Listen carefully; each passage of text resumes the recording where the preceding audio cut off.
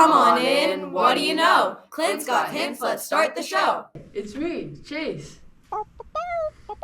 What's that, Clint? A letter? A letter's here. What could it be? Let's open it up so we can all see. Hi, Chase. My name is Bobby, and my dad works in manufacturing, and he says it's so cool, but I can't figure out why. Can you help? I know how we can answer his question. We can play Clint's hints. Do you want to help me? You do? Great! Let's visit our pals at Eagle Metals. Come on, friends. We are finally here at Eagle Metals. Let's go see how this place works. First, put on your protective gear. Now let's take a quick tour of the building. Wow, this place is so cool.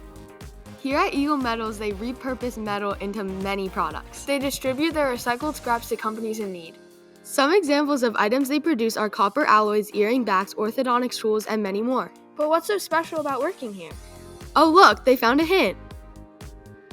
I like working here. It's a family environment. Everybody knows everybody, and the teaching process. That was a great answer to our question. Yeah, thank you so much. Here you can see the scraps getting sorted to be reproduced. This is where they store most of their products.